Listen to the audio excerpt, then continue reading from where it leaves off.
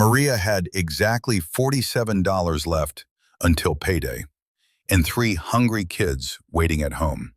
She'd been stretching every dollar since the divorce. No child support, no family nearby, just her working double shifts at the diner, trying to give her kids one good Thanksgiving. When she saw it, the last turkey on sale, she felt like she'd won the lottery. But as she turned to leave, she saw him, standing there, staring at the sold out sign. His hands were shaking, not from the cold, but from something else, something deeper.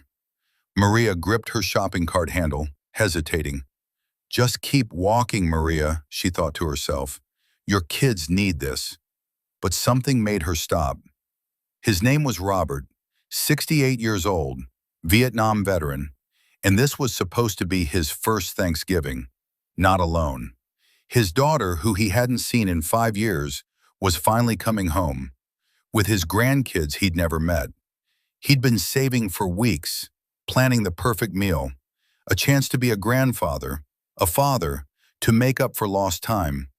But his VA check came late, and now the last turkey was gone.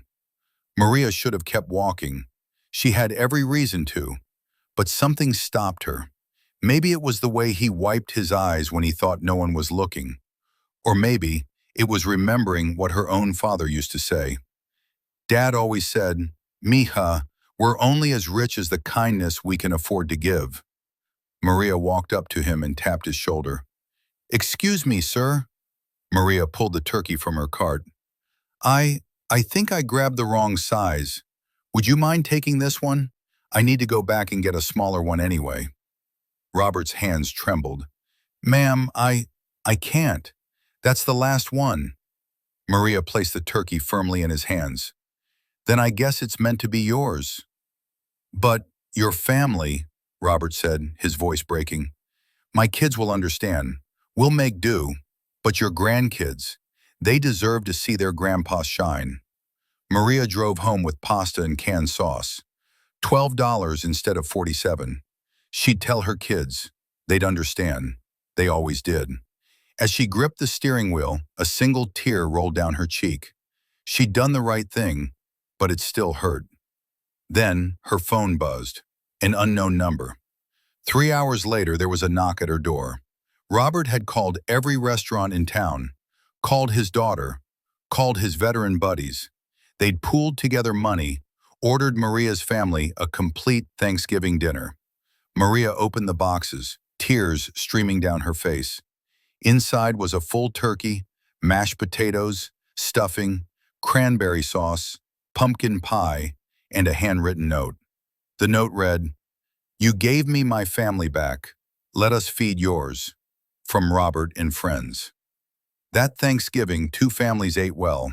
One because of a grandfather's gratitude, the other because of a mother's sacrifice. Robert's daughter told him what Maria did, and she told her kids too. Those grandkids learned something that day, that the best gifts don't come wrapped in paper. Maria's kids learned something too, that being rich has nothing to do with money. Robert sent Maria a photo. His grandkids were hugging him, all of them smiling. The caption read, "Thank you for giving me this moment." 1 week later, Maria received another envelope. Inside was $200 in cash and another note. "This is from all of us veterans. We take care of our own, and you are one of us now. Thank you for honoring what the uniform means." Maria put the money toward Christmas presents for her kids, but the real gift had already been received. Sometimes the best way to fill your own table is to make sure someone else has a seat at theirs. Because true abundance isn't measured by what we keep, but by what we're willing to give away.